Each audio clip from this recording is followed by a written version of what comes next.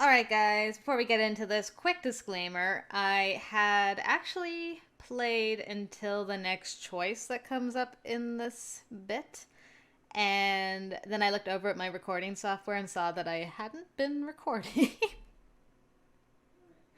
So I'm replaying this section. After the choice, I don't know what happens, but I thought I should let you know if you're like, why is that choice blue? It's because I already picked it and then looked over to check how the recording was going and saw there was no recording. So yay! Alright, let's get into this though, shall we?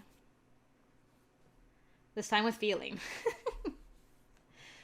The night was gorgeous and moonlit, cascading underneath a radiant sparkle of scattered stars. It was midnight.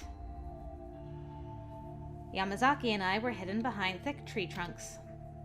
We kept ourselves low to the ground, taking gradual steps to get a glimpse of the massive fortress.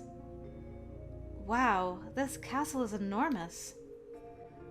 Those traveling north from Edo often take the Osho-Kaido route to reach this point. Shirakawa Castle is strategically located along this highway, which we refer to as the Tohoku region. Let me just make sure. I can't remember if Tohoku was actually no, it wasn't. Okay. It wasn't a encyclopedia thing.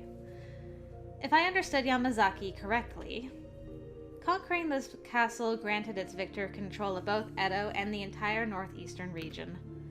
Edo was only a day's travel away from here. By the time Edo would receive any word of a potential attack on Shirakawa, it would be too late to retaliate, making this the ideal spot for any zealous leader to plot a coup with an army of Furies under his command. Yes. We've checked everywhere, I think. There doesn't seem to be any guards overseeing the perimeter.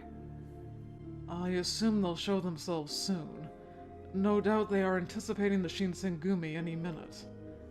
Which plays to our advantage since they are likely expecting the Shinsengumi to strike during the day, in order to avoid fighting any Furies. This is quite the fortuitous moment. Right, because who in their right mind would plan on provoking a Fury at night? Precisely. Let's move, Chizuru. I meant us! We're crazy, is what I'm trying to say. All was just as Yamazaki had predicted. Shirakawa had no guards stationed in view. Entering the castle proved to be much easier than we expected, but as we stepped foot into the hall, a grotesque stench made Yamazaki and I nauseous. A horrible scent of stale blood stung our nostrils, which I thought was interesting, because usually Furies are not nauseous at the scent of blood. Hiya! Ah! From out of the shadows leapt Yamazaki, subduing a Fury foot soldier standing idly beside the entrance. Oh, I sighed in heavy relief, since technically I was supposed to serve as the lookout. I think the coast is clear, Yamazaki. I don't sense anyone else nearby. Very well. Thank you. I cleared all of the remaining men on this side. We had successfully infiltrated the castle, but it was eerily quiet, which aroused my suspicions. The only other beings we had encountered were Fury soldiers patrolling the hallways cautiously. I wonder if he was able to turn everyone in the castle into Furies. No. I don't believe he has the capacity to mass-produce the water of life of that caliber. Although it may just be a matter of time. Shirakawa Castle, its surrounding villages, the Tohoku region, and potentially the rest of the country will bathe in blood, same as this forsaken castle. I shuddered at the thought, feeling an electrifying chill surge throughout my entire body. We need to hurry. I think we're close to the castle tower. Indeed, but from here the likelihood of being caught increases. Until now we've done well, but if we become surrounded, I am uncertain if I could resist using my Fury powers. Dr. Matsumoto's words rang like a shrine bell. In response to Yamazaki's comment, I suggested that he, and I picked don't use them, and then immediately after was like, crap. Anyway, yeah, I don't want you to turn to ash, so please don't use them. And now I don't know what happens. If at all possible, I would rather that you didn't activate your fury form, Yamazaki. Mind explaining your reasoning? I shouldn't have had to explain myself, considering that Amakiri warned Yamazaki would turn to ash. Dr. Matsumoto, too, had made explicit mention of how taxing fury powers were on a human body. It was exhausting and demoralizing to think of them. However... well, the biggest reason is because I can't stand the thought of living without you. Aww. You tell him, girl. Yeah! Long after this battle ends, or even after the end of the war, I want nothing more than to be with you. We can make a home together, spending our time in conversation and in laughter. Don't you see? You can't let your life go to waste because I need it too. I had a suspicion that I had been asking for too much from him. Victory in battle comes from any means necessary, and asking Yamazaki to deprive himself of his best means could spell doom for his chances. But even so... Without speaking, Yamazaki ran his slender fingers through my hair, stroking my forehead coolly. What right have I to take such a thing away from you? In fact, I feel quite similarly. I desire to spend my life with the woman I love. A heart can only hold so many memories, and I would rather hold ones of you rather than of a battlefield. Yamazaki. Cross my heart. I vow not to use my fury powers unless the situation grows absolutely dire, so that we can continue building a life together. Alright. Vows before the fight. Okay. Let's do it. After confirming our position, Yamazaki and I slinked through the rest of the castle, nervously poking our heads around the corner to avoid being noticed. We hid in the shadows, holding our breaths as we snuck away from moonlit areas in the hallway. I was unsure of how long we had been sneaking around the castle, given its expansive infrastructure. Shirakawa Castle was a true marvel. Or at least it had been before it was cursed with the haunting stench of death. Before long, we reached the center of the castle's interior, the Grand Hall. It was ornate, almost garish, with large rectangular tables stretching along the length of the room, which presumably held numerous guests in its heyday. My father, Kodo Yukimura, stood at the opposite end of the room, peering at us menacingly. He sat in the Lord's chair, grinning like the castle was his for the taking. Wow, Dad, your evil side is really showing in this fruit. We found you, Kodo Yukimura. That's so. Even for the Shinsengumi, you've arrived earlier than I expected. I thought you'd learned your lesson not to meddle in my affairs. I appreciate your souvenir, however. It appears that neither of you learned anything from Okita's death. What a shame. Father relished in his dismissal. My heart turned inside of my chest. That man, my father, is my enemy. No matter how many times I repeated the thought, however, it couldn't soothe the pain of his glare. While I believe that I owe you some words of thanks for bringing Chizuru back to me, unfortunately, neither of us have the time to waste on such shallow sentiments. Soon I must prepare my forces to hold this castle against the Shinsengumi's marching army. I am well aware. You mistake our intentions. We have come to kill you. We won't let the Shinsengumi endanger itself by marching here without stopping you first. Father, this ends here and now.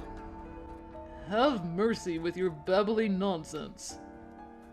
Whether or not I am responsible, both the Shogunate and the Shinsengumi are about to have their day, and history will do well to make it known. To the likes of you, such affairs have no consequence. It's all the same. Why pretend otherwise? You will never understand.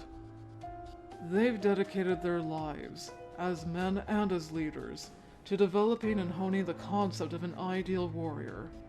To this day, they've upheld that ideal. That is the pride of the Shinsengumi, and I will kill you before I let you tarnish that pride. Pride, eh? Pathetic.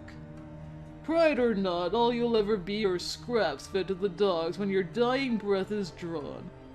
They eat you, then they shit you out. If this path appeals to you, then allow me to escort the two of you through this process. I was thinking of transforming the Shinsengumi into Furies, but perhaps they would be better served as meals for my precious children. Go to hell, you bastard! Oh boy, are we finally getting the throwing knife competition between Dad and Yamazaki? I'm here for it. Yamazaki whipped out a kunai and hurled it towards Father, who responded in turn with a flying scalpel before the two blades clanged in midair. Then Yamazaki sidestepped, closing the distance between himself and Father in quick fashion. Ha! Your speed is impressive for operating at a mere human capacity. But I am a demon after all, despite my handsome appearance.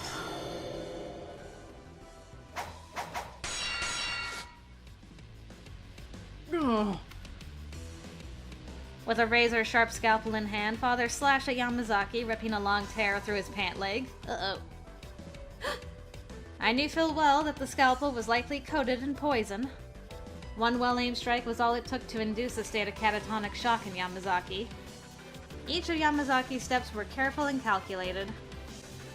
You must take great pride in holding the privilege of doing battle with me, don't you? Welcome to my castle.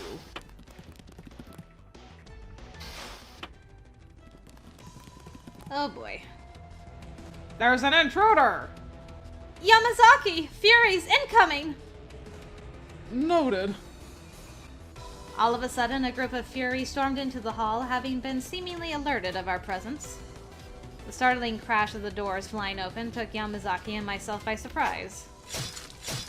I don't like the sound of that. Oh! Another flurry of scalpels were viciously flung at Yamazaki, hitting both him and a Fury soldier beside him. I screamed as Yamazaki's hand became limp, and I watched his katana clang against the bloody tatami. Yamazaki?! Give up. I've injured the nerves along your arms. They have no strength left in them to wield a blade. Dang. Dad, why are you so good with the poison scalpels this time? Another pair of Furies came sprinting into the Great Hall, much to our chagrin. I was becoming continually horrified and shocked to see our situation worsen by the minute. Anytime whoever our ally is gonna come in and save us, please do it soon. However, I steeled myself, unsheathing my Kodachi, which elicited a condescending chuckle from Father. A pointless gesture, Chizuru. You think you have any chance against my Furies? No, I doubt I'll be able to take them all. But that's no reason just to sit and watch while you torture the man I love. I mustered all of my courage, howling at my own father as I prepared to slice my Kodachi upon my own arm. Ooh. Good tactic, girl. I like it. Dangerous. But do go on. Ow! What? No! Blood? Blood! Ha ha ha ha ha ha ha! I suddenly recalled something Father had told me.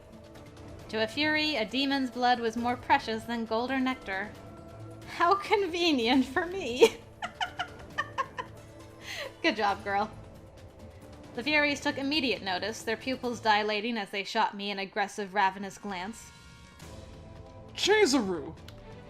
I'm fine! Don't worry about me! Now's your chance! Okay. Enough with your futile pursuits! Distracting my Furies is one thing, but Yamazaki is in no state to handle them all. Even if he transforms, he still cannot move his pitiful arms. Oh, I think that's the cutoff between endings there. Because we told him not to. He's staying human for us. No. I require no such fury powers to destroy you. Yamazaki's arms hung loosely beside his waist as he bolted towards the Furies, kicking his feet against the ground. This reminded me of Deku from Hero Academia whenever he breaks his arms. His movements were languid, far removed from the impressive display shown earlier during his thirsty outrage. But there was still purpose in his step. It was inspiring, watching his desire to live flourish under these harrowing circumstances, which he had noticeably lacked as a Fury. You. I will banish you from the realm of mankind. Kodo Yukimura! You fool! Another handful of scalpels were flung towards Yamazaki, to which he responded with a reflexive spin that twisted him low to the ground beside his sword. Yamazaki bent his knees, kicking once more at the tatami mat to boost himself into the air. What the? The impact of Yamazaki's leap caused his katana to bounce in the air shortly after him. Oh dang, is he gonna like kick the sword into Dad's chest? That would be amazing! Oh please, please, please.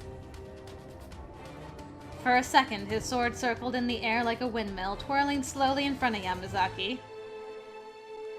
This is farewell, Kodo! Yamazaki kicked the butt of the blade's hilt as it spun in midair, redirecting its force to blast it towards Father. That's so awesome. I don't even need arms, man. The blade ricocheted off of Yamazaki's foot like a bullet, and with the velocity of lightning, the sword flew straight into Father's chest right above his heart. Ooh, so close. Impossible! Father's body shivered quietly, and as blood trickled out of his chapped lips, he fell to the floor. Go. Yamazaki, however, hadn't stopped there. He darted to the ground to grab the scalpel scattered upon the floor, and whipping his arms in a flailing motion towards the Furies encircling me. Ah! I watched the flying scalpel pierce through the throat of a Fury inches from my face, specks of blood hitting my face as the Fury gurgled quietly. Well, I'm glad those Furies took their sweet-ass time getting to Chizuru. Let's hope she, like, took a few of them out while that epicness was going on in the corner. Did it work? Yamazaki, are you alright? Yeah. Somehow.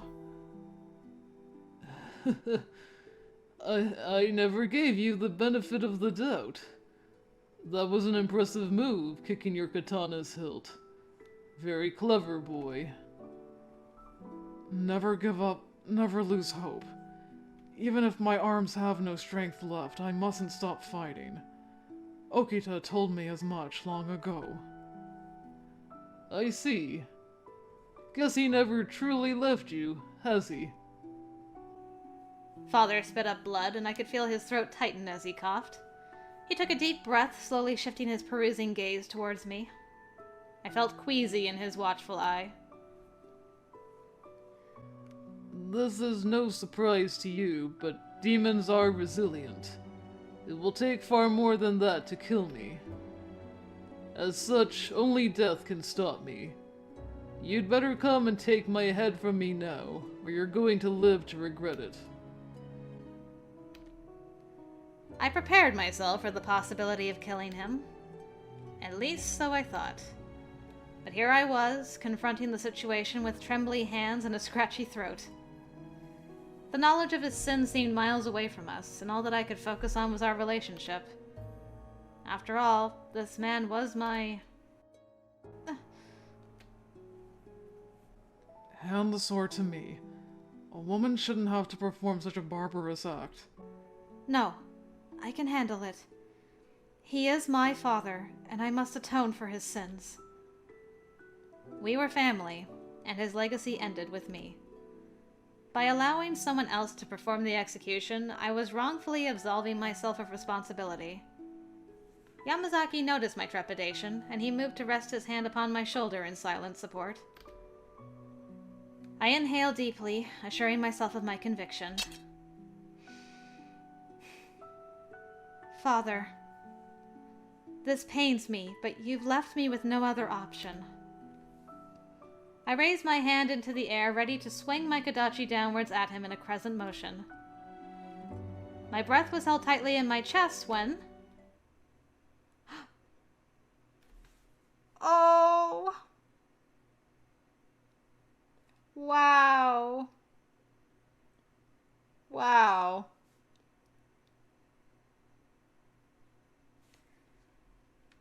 Chikage. Move. A coarse voice barked from behind me, and before I could blink, a steel flash blinded my line of sight. Father? In one fell swoop, Father's head separated from his neck, and the mysterious figure flicked the blood from his blade onto the ground in a merciless display. Was it truly merciless, though? I think he just did you a great service. Chikage Kazuma, you rat bastard! Spare your breath. With or without my intervention, the two of you would have done nothing. You should be groveling in appreciation. Consider my blessing a token of good faith for seeking to end the disgrace of your clan. Kazuma, you are too prone to giving yourself away. Kyuju calling him out. Amagiri, you're here too. Aye, that I am. I can tell that this burden wasn't easy on you, but you still managed to pull through. Most of the Furies in this castle are being exterminated as we speak. In fact, Shiranui should be outside taking care of the stragglers. Shiranui's here too? Oh man, the demon trio's together in this. I love that. Yay! At last, our most pertinent ambition was fulfilled. Our business in Shirikawa had ended. Kazuma shut his eyes and nodded quietly, as if in agreeance to my sentiment, and I called out to them. Wait! Why would you go through all the trouble of helping me defeat my father? You never seem to think before you speak, girl. He turned his back on his clan. That is all. Chizuru Yukimura. Seeing as I have dealt your father justice, you are entitled to seek vengeance. The tenacity you showed tonight brings honor to the demon blood flowing within you. Folktales and the like paint a picture that being a demon is something to tremble at. However, I think you'll find it to be more of a gift than it is a curse. Whether or not our paths shall cross again in the future is unknown. Take care of yourselves. Without saying another word, the two demons vanished like mist, leaving behind no trace. I love that. Is that our... Yeah. I love this resolution with the demons. This is so nice. Chikage spared her, and Yamazaki having to kill her father. Both of them were very respectful of her at the end, and were like, I wish blessings upon you. And even Chikage's like, if you want to take vengeance on me for killing your dad, please feel free to do so. Like, it was just very respectful and nice. And all three of the demon bros are together. That was great. That's gotta be one of my favorite demon resolutions in the entire game. Anyway. Also, she got over the fact that her father's head got lopped off and rolled off who knows where, like, very quickly. But other than that, it was fine. Yamazaki and I were hushed for a second, and when we verified that the demons were gone, I fell to my knees in relief, weakly crumpling to the ground. Boy, I hadn't expected to see either of them. Agreed. I think they meant well, though. It was their way of showing compassion. Right. You know, I think we forgot to tell them that even in folktales, demons come in all colors. Some are quite malicious, but others can be good. Didn't you just call him a rat bastard? Maybe Yamazaki got what they were going for, too. I was like, I rescind that. Well, sunlight was emerging through the faltering darkness. With a newfound stride, Yamazaki and I departed from Shirakawa Castle, making our way towards the camp in which the Shinsengumi had allegedly resided. Oh, also... Wait, Dad's dead, and the demons didn't tell us about the spring fountain thingy? How are we gonna find out about that? Oops. I could barely contain myself as I prepared myself to reveal our success in purging the castle of its furies. Aside from our bit of good news, Yamazaki and I had to inform them of the decision which we had made. As we entered the camp, the Shinsengumi men were still mobilizing their troops and battalion to siege the castle, making our report all the more surprising. Appearing out of the blue prompted a celebration, and Shimada welcomed us along with the others back to the safety of the busy encampment. At first, we delivered our news to Shimada briefly. Then, he escorted us to a small clearing outside of the camp where Hijikata had been contemplating. Hijikata had his eyes fixed on the sky, and I clasped Yamazaki's hand before he kneeled on the ground. Oh, that is so neat. Is that Toshi off to the left? Two of them kneeling to the demon commander. That's so cool. I see. So you two were able to subdue Kodo, eh? Sorry for your loss, Yamazaki and Yukimura. I put you two through a pretty tough bind. Please, there's nothing to apologize for. Indeed, sir. We took this mission upon ourselves because we hold so much pride for the Shinsengumi. Beyond that, it was a necessary step to ensuring the future of our men and our organization. I see. Wind blew through our hair calmly, filling the blanks in our conversation with a peaceful hum. It was a gentle but melancholic silence. Hijikata then muttered under his breath. You say our future, but your futures aren't going to be the same as the Shinsengumi's, will they? No, sir. They will not. Along with Chizuru, I plan on declaring my leave from the Shinsengumi. His lack of response was a tad unsettling. I hoped, perhaps optimistically, that he'd understand. He heaved a small sigh, which the wind carried away from us into the forest trees nearby. Huh. My deepest apologies, Commander Hijikata. I know that I swore an oath to support the Shinsengumi as its shadow, but now I am breaking that vow. No need to apologize, Yamazaki. A man's gotta own the decisions he makes. Ah. A leader with feeble convictions will never be able to lead his men effectively. You must trust your instincts to motivate those around you. Most importantly, you can't let those beside you see those hesitations lest you want all your men dead. At least that's what I figured. Your time as the Shinsengumi shadow has drawn to its close. You're as worthy a man as any I've got. Don't let me deter you from living the life that you've decided is best for you. Have some faith in yourself, and go on in peace, my friend. Thank you, sir. These, I was convinced, were the last words that Hijikata would ever give to Yamazaki as his commander. Yamazaki reacted by clasping my hand tighter, which I gladly reciprocated. So you two, what's next on the agenda once you've given the Shinsengumi your goodbyes? Well, I am interested in becoming a doctor. My days of taking life from the shadows are over. From now on, I wish to commit my life to saving lives instead, beside the woman whom I love most. Hijikata nodded in agreement to all of Yamazaki's articulate sentiments, prompting him to walk a short distance away underneath the radiant sunlight. A lonesome twinkle shone in the corner of Hijikata's eyes, eliciting a somber feeling in my stomach. Guess it was only a matter of time till you'd get over all this killing business in favor of altruism. But don't you dare forget where you came from. That once you were a Shinsengumi man above all. Hijikata left us with that, and he ambled away from us. Our paths were beginning to fray, for the better. Thank you for everything, Hijikata.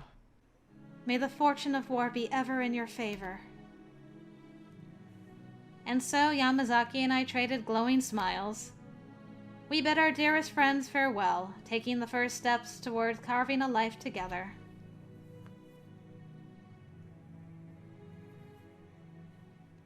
Wow. That goodbye with Toshi was really awesome. That was such a nice send-off between Toshi and Yamazaki. I really like that.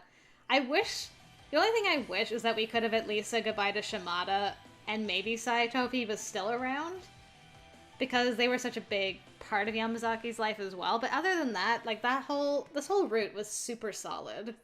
Super duper well done. I really enjoyed it. I wouldn't say it's my favorite. Of course I haven't seen the epilogue yet. But yeah, I mean, that was...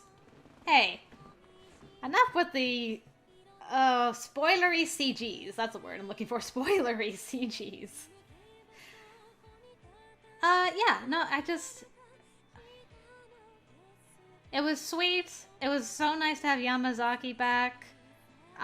We had some great character moments. The demon resolution was really great. Dad was the most evil, I think. We learned some new stuff about him and Chizuru from the past, which I found really intriguing. That'll color my view of Dad a little more going into the future, for sure.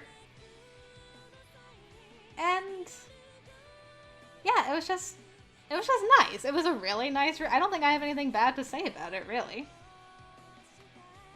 Pacing was good. Pictures were gorgeous. I'm hoping we get to see that Chizuru did end up picking Yamazaki an outfit in the epilogue. But it's kind of nice that he's going to be a doctor. Like, she started off as a doctor's daughter, went through all this crazy shenanigans, and now is presumably going to be married now to a doctor? Like, that's like a really nice ending for Chizuru as well. Alright, let's see what happens. Epilogue time, epilogue time. Drink some water while I wait for the epilogue to load.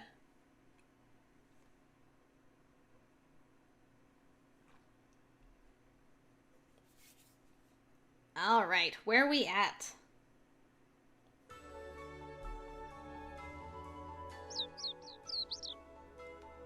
My, today is quite lovely. A pleasant breeze blew through the hallway of our home, indicating that summer was soon upon us. Petal blossoms and fresh leaves were scattered along the doorstep, remnants of a fruitful spring. We had made a home for ourselves at Yukimura Clinic, humbly residing on the outskirts of Edo. Wow, she's even back home again, like home. Man, girl left and got herself a man, came back, and now they're both doctors. That is so cool. I'm glad the house is not just rotting away, for once. As I felt the warm gust of wind while walking through the hallway, I was flipping through a bound notebook. So our plans for tomorrow are... In the morning, we have a checkup scheduled, and then Ibuki's child is coming in for one as well. Ibuki! Oh, that's so nice! Suzumu and Ibuki get to be friends again! And Ibuki had a kid! That is amazing! I love it! Additionally, we are running rather low on supplies, so I'll have to make my way to the herbal store. It was daunting reviewing my list of tomorrow's tasks. Business at the clinic was only increasing, so there was scant a moment to rest. As I made a mental note of my thoughts, I stopped in front of Yamazaki's door and quietly slid it open. Thanks for another day of hard work, Dr. Yamazaki. Oh no! Oh! Oh, he's so grown up looking as a doctor. Look at him in his doctor outfit. Oh, that is so cool.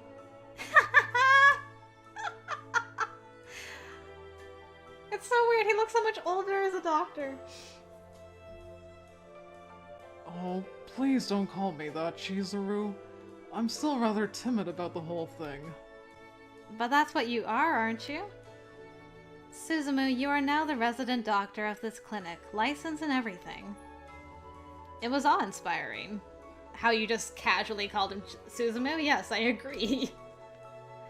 Upon making our return to Edo, the two of us immediately began re-establishing Yukimura Clinic. In no time at all, SUSUMU invested himself into his studies, expanding his expertise to become a doctor. Even with diligent studying, running a clinic was no simple task, but this was no obstacle to SUSUMU. Each and every night he reviewed my father's works on Western studies, peering into the research that both father and Dr. Matsumoto dedicated their lives to. It was natural, at least initially, for our first round of patients to be skeptical of visiting a doctor who had been admittedly wet behind the ears. However, as of late, our neighbors began frequenting the clinic more often and spread word of our work. Soon after, visitors and patients of all kinds came trickling into our clinic, some very regularly. So, how's everything going for you in here? To tell you the truth, it hasn't sunk in yet. Each day, I am bewildered to find myself in a position to assist others in improving their lives and health. The honor of someone entrusting me with their life has a different meaning here than on the battlefield. It only takes a second to take a life, but saving someone requires a lifetime of practice.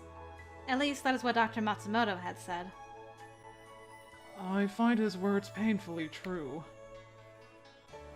I couldn't help but smile in agreeance with SUSUMU's honest, heartfelt statement.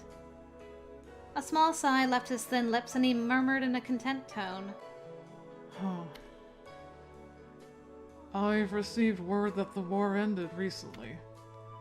The shogunate's remaining forces went to Hakodate and formed the Republic of Ezo. Before too late, though. They tendered their surrender. What started in Toba-Fushimi came to its conclusion out there. I wondered to myself what became of the Shinsengumi. I hadn't thought to ask. SUSUMU was noticeably hushed about it. Instead, we turned to look outside of the window. In our hearts and minds, our thoughts lingered with the survival of our courageous, fearless friends. Do you regret it? Regret what? The fact that you weren't there with the Shinsengumi when all of it went down, in their last moments. I'd be lying if I said no. Even now, dreams of the battlefield come to me in the dead of night. But there is no longer a place for me there. From now on, all that matters in my life is this clinic, and the people who have need of me. Chizuru? The people who need you? Oh, look at her! Look at these two doctors! As a doctor, it's an admirable goal, but as your wife, it almost hurts me to hear it so. I stopped myself from going on, though from the sensation of SUSUMU's movement he caught on. Ah, they are married. Ah, that's lovely. I love that she can still make him blush like that too. So cute. He turned his head toward me kindly, flashing an endearing smile to comfort me. Ah, look at them. Then allow me to rephrase myself. My dream, of course, is to bring joy to everyone around me. But only one person matters to me enough for that dream to hold any weight. SUSUMU gradually brought his slender hand to my cheeks, drawing me slowly with his touch. He nudged me gently, bringing our lips together sensuously. I sensed fire in SUSUMU's breath. I am aware that, regardless of my reminder, you know this to be true, but it deserves repeating. I love you, Chizuru. And I you, SUSUMU. He dedicated his life to fighting alongside the Shinsengumi, but he was mature enough to walk away. He renewed himself in a poetic and meaningful way. Along the way there were struggles, no doubt. How much time SUSUMU had left to live was an unsolvable enigma to us both. Although Dr. Matsumoto was tirelessly researching methods of reversing the water of life's effects, a breakthrough had yet to be achieved. However, this made no difference on the love that SUSUMU and I shared together. If anything, our hearts were affirmed by how precious our time was together, and with our commitment to each other in hand, at least we could enjoy the present. How interesting! I wonder if they would ever figure out a way to reverse those effects. So they never found out about the fountain. Oh, that was a super cute ending. That was just really nice. Doctor Strangelove achievement unlocked. Yay!